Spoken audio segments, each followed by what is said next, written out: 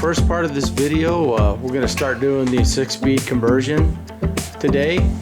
Today I'm going to show you how to remove the brakes, the axle nut, the control arm, the bolt that holds that, also a rod that holds the sway bar.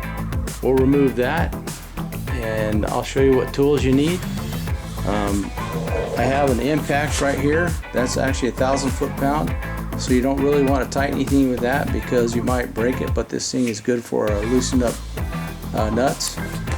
And we're going to use this 35mm socket to remove that. It goes right here on here, and that's how we're going to remove that nut.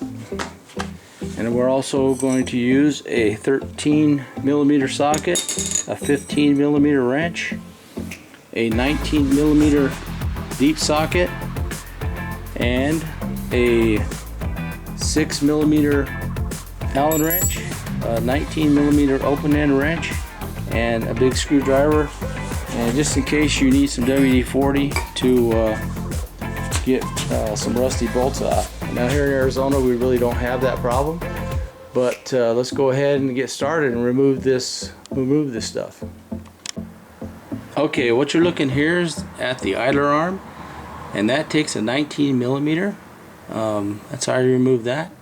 The bolt underneath right here, that is a 15mm, and on the other side it's a 16mm, and that's how you remove the control arm. And then on the back side here of the brakes, or Brembo brakes, they use a 13mm socket, and that's how you remove those. Alright, let's get started.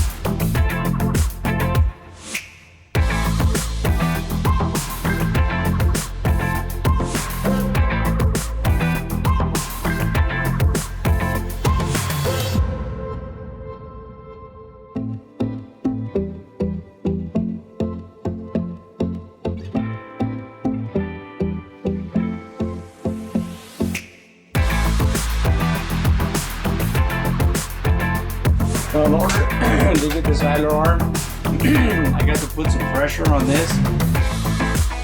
Now I'm going to do that since I have this lid. So I'm going to lower my car down a little bit until it touches the jack here, and puts a little pressure on it. And then we'll take a hammer and we'll hit this side of it, and that'll loosen it up.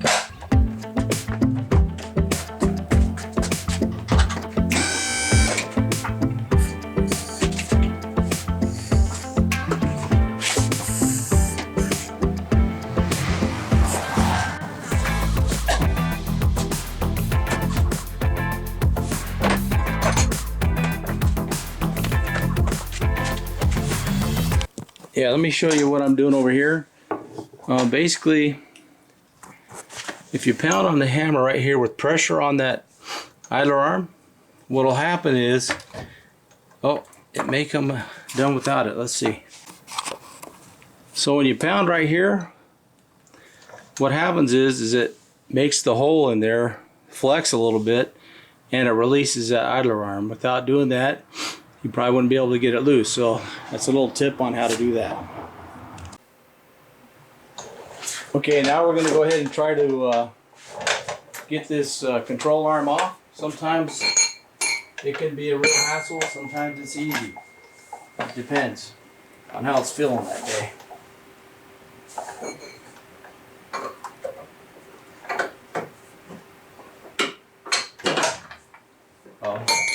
We lucked out today, it came off really easy.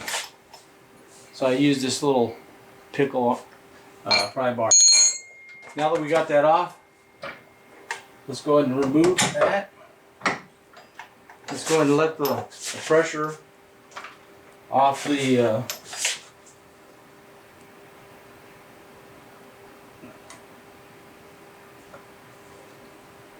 idler arm. And now we're going to remove the axle. And when you remove this axle, you want to kind of make sure that it doesn't, you don't pull it out, because it'll come out of socket. You don't want that to happen. You end up trying to get it back in there. Might have to take it to an axle shop and spend some money. So we want to try to make that not happen.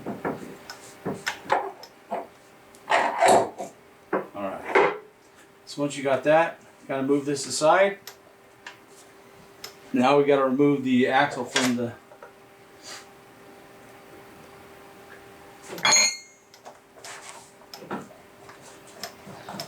Sometimes these are very difficult. You don't want to pull on this because it'll pull it out of socket.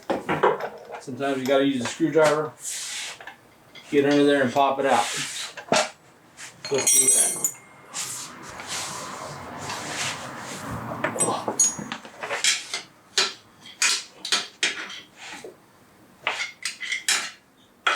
There you go.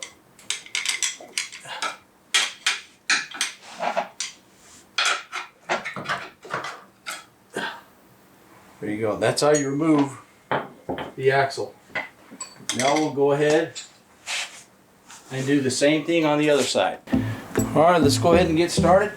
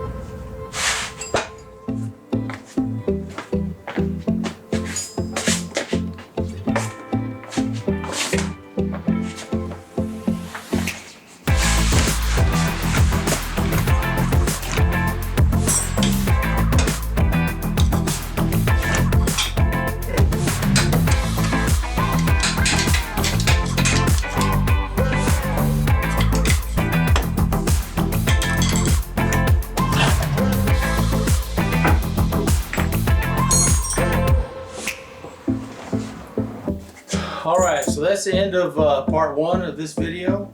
Removing the axles. It showed you how to do it. The next part two, we're going to be removing the subframe. I'll show you what things need to be disconnected, motor mounts and your driving knuckle or your steering knuckle. And anyway, we appreciate you watching and being part of our YouTube family, and we'll see you next time.